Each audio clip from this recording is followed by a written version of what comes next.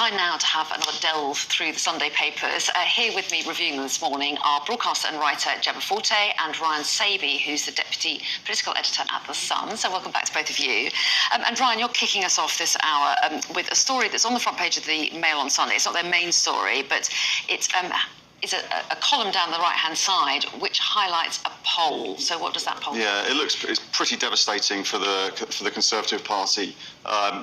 There's a corporate polling that's been done that's been handed to the Mail on Sunday, and it basically says the Conservatives, if things carry on as they are, Labour will win by a majority of nearly 250 seats, even if that doesn't come to pass and the Tories pick up a little bit, the Tories could be reduced to just under 150 seats. So it's a really sort of devastating poll. It'd be interesting to find out who actually paid for this, because you just wonder whether this is part of the unsettling process for Rishi Sunak and Downing Street. They're just trying to put these polls out, put these stories out there just to unsettle Downing Street. Yeah, I mean, lots of the polls are different, aren't they? But all of them are consistently showing a lead for Labour at the very least.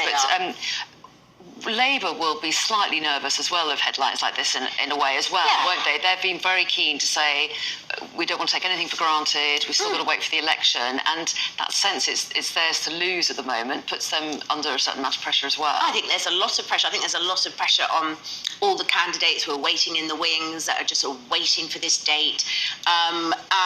They don't want to be complacent, and they absolutely shouldn't be, because although I think the polls are they're a pretty good indication of what's going to happen, you never know, do you, till the day itself, so they need to hang on in there. And the Conservatives are holding out. There's some source quotes in here that they say that the Labour lead in parts could be soft, so they're still trying to hope they can sort of peg back some of that support, but it feels like they're running out of time. People are leaving in their droves, which for the Tory party, MPs? Tory MPs, who are just like, I'm going now. That they're going to leave in the next election. It doesn't leave much time for them to find candidates to fill those seats, and it's just such a disorganised mess. And this is the backdrop to the other stories that are on lots of the front pages, which we've discussed in the last hour, but just to touch on those, to reflect on those. And this is talk about a plot to put in what's been described by the Telegraph as a stalking horse, putting Penny Mordaunt in as a sort of interim leader now.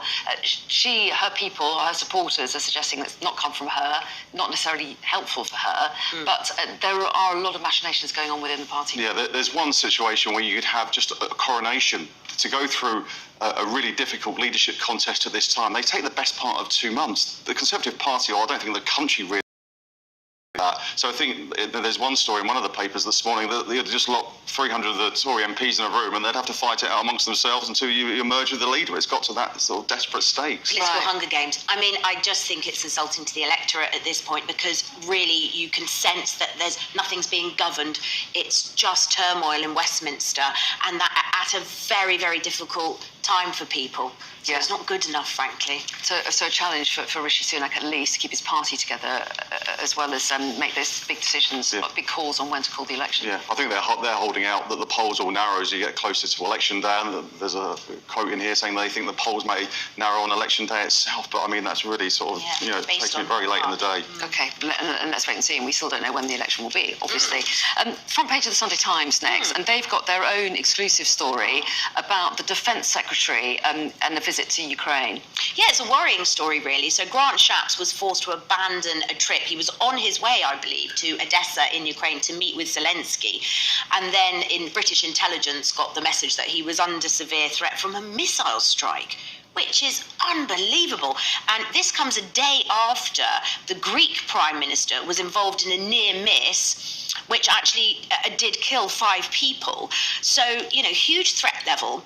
And in the background, you've got Trump. At a recent rally, he made a speech, and his rhetoric was unbelievable. He was talking about Zelensky and sort of mocking him and calling him a salesman who goes to countries and comes away with all this money. He said, pledged to not give 1 penny to fight Russian aggression.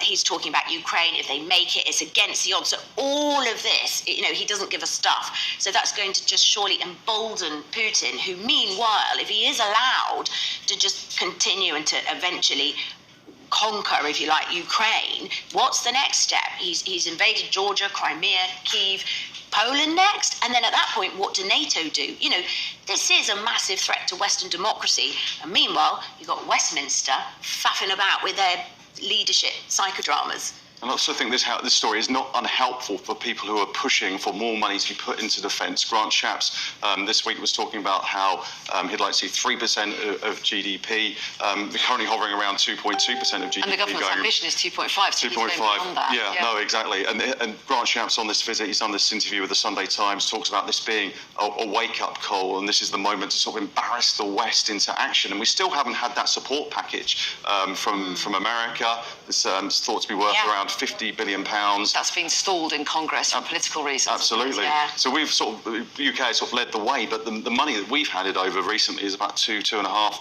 billion, which is sort of small fry compared to what the sort of support they need, whether it's ammunition, it's military hardware, whatever. They need more support. On a human level, I thought it was terrifying. I think they were on a plane when they realised that their GPS was being.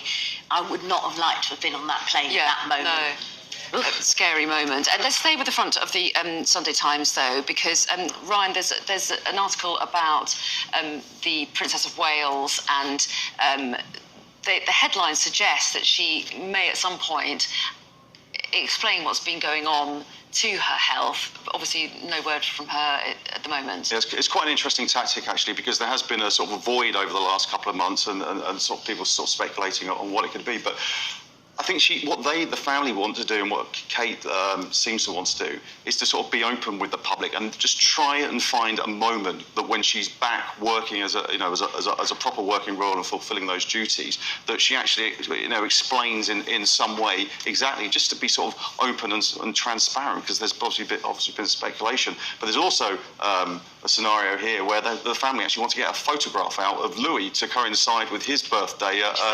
the end of April. So, but I think they haven't quite decided whether they're going to get an official photographer or do it herself. After problems with editing the last picture. I think if you're devising the rules, you'd want to get someone independent in and just push it out, or maybe get someone in from a picture agency maybe to do it. But obviously, this balance between being in the public eye, but also deserving some privacy, especially over illness, is a big issue. I mean, they did say she won't be back till after Easter, and it's not Easter yet. Exactly. And they've left this space, haven't they, for people to speculate, which is at the fault of the people advising them.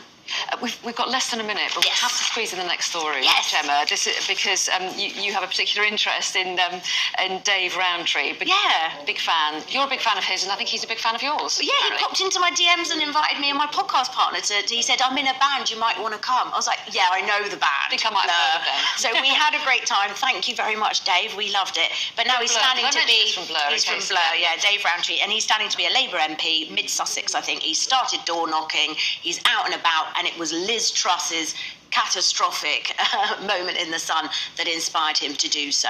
And he's really remembering the days of Cool Britannia and goodness me, we need to get a bit of that back. He's saying we're a bit of a joke. Very briefly, will Rishi Sunak be worried about figures like this? Very briefly. Not massively. I think he'll be concentrating on the big picture, not about sort of people standing in various seats. We're out of time. I've got to thank you both for your time this morning. Thank you.